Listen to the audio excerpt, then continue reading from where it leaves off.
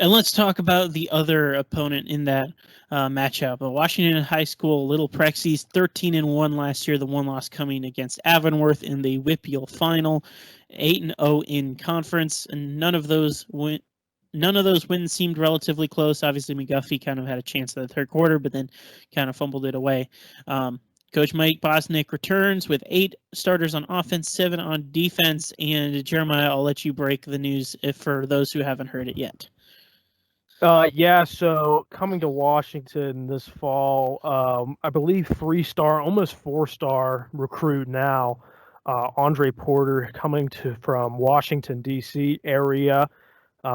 His family is from Washington, PA originally, so he's coming back home essentially. And big things for the Prexies. He's goes about 6'3", 6'4", 285. Rumor has it he's down to about 265 now, and they expect some big things out of him. We can't disclose exactly what, but he is definitely going to be big on that defensive line. Division I recruit, Boston College commit actually, so he's already verbally committed to Boston College, a Power 5 school being in the ACC. So that's big right there. Wash High getting that. And what Nathan thought Wash High'd be on a down year, I have always been saying, Wash High doesn't rebuild, they just reload. And this is another example of what this kind of program is, like this just that's what happens. But this is the Wash High's quote unquote down year, and I am telling you, they will run the table in this conference and win it all again. So there you already have my preview to my standings. Yeah, so I remember talking about Wash High about a month after they lost to Avonworth, and I saw all of their graduates, especially on the defensive line. I was like, man, they're losing Company, they're losing Marshall, they're losing Mitchell. They're going to be so depleted. And then you look at the roster now, and it's like Doman still comes back. He's the one holdover from that defensive line. Cameron Carter-Green got a ton of experience off the bench last year, especially late in the year when Comedy got injured, and he kind of got that starting opportunity. Both of the Patterson brothers got a lot of experience as well. Those guys are probably going to fight each other for who's the last starter. And then Andre Porter, like the Millennium Falcon out of the sky in episode 4, just comes in, and all of a sudden their defensive line looks better than it did last year. So, and that was like the one thing that when I looked at in the offseason was their one weakness. So now what's stopping Wash High from winning it all again? I don't think there's anything right now, and we haven't even talking about their stable of running backs they have. Right. When Asbury got injured last year, they had to plug in 3 young guys, and all of them got experience. All of them were serviceable. Some of them were better than others. They all bring a different aspect to the running game. Amari Miller, Mike Allen, and Tayshawn Levy, and all those guys return. Receiving core, Brandon Patterson and Chance Cohen are back. Tyrell Dunn at tight end. The offense is going to be loaded. They have 2 guys competing for the quarterback spot right now, maybe a third guy as a transfer I've heard about too.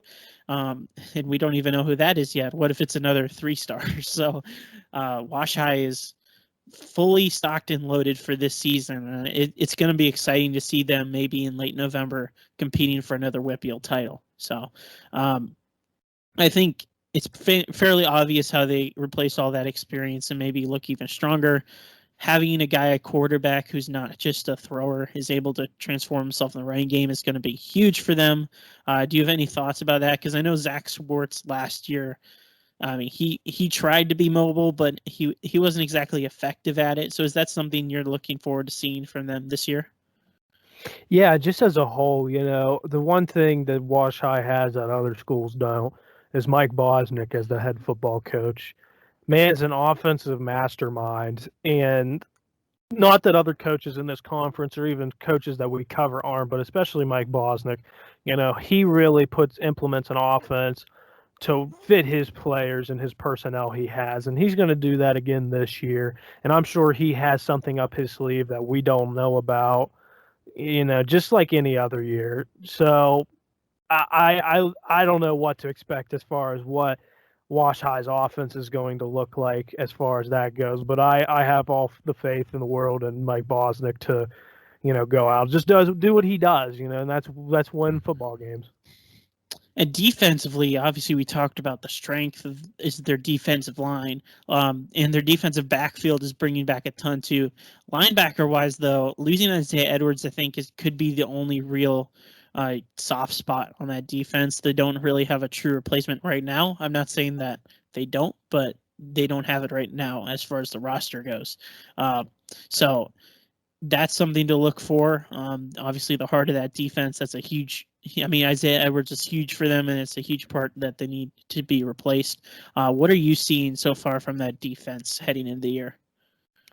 Not too many weaknesses, but the one you pointed out, Isaiah Edwards, he was definitely by far their vocal leader last year, without a doubt. They'll definitely miss him there, anchoring the defense in the middle. Kind of reminded me, not saying talent wise, Isaiah Edwards was a great talent, but kind of like a Ray Lewis esque type player as far as being the vocal leader of that team and dominating in the middle for them when they needed and coming up with a big play when needed. So that's going to be big fill in the shoes of him. I will say that. But other than that, the defense just looks as strong as it ever has. Yeah, and I have their most intriguing game October 16th at Charleroi. Obviously, we talked about the McGuffey game. That game is going to be huge for them, but that game is also at home. So that's going to be different for them. I think it's at home. It might be at McGuffey.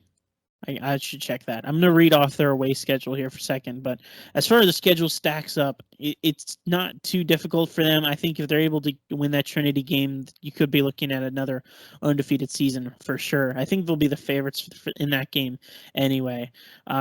Chargers Houston is going to be away. Charleroi, McGuffey. And yeah, that's it. So that's a very winnable away schedule, I think. Especially Chargers Houston is not that far of a drive. Charleroi either. So, I mean, just looking at that, it should be a fun season for Wash High. Any comments about their schedule here, Jeremiah? No, other than they'll just probably roll through it. The McGuffey game, like I said, is really intriguing to me. 2 games for them is really intriguing to me. That's the McGuffey game because, like we've said, that game means so much so early on in the season. We can't stress that enough. And then the renewal of the rivalry with Trinity. That one I'm really excited to go and actually be at Trinity Field. So that I'm really looking forward to that game. Really am.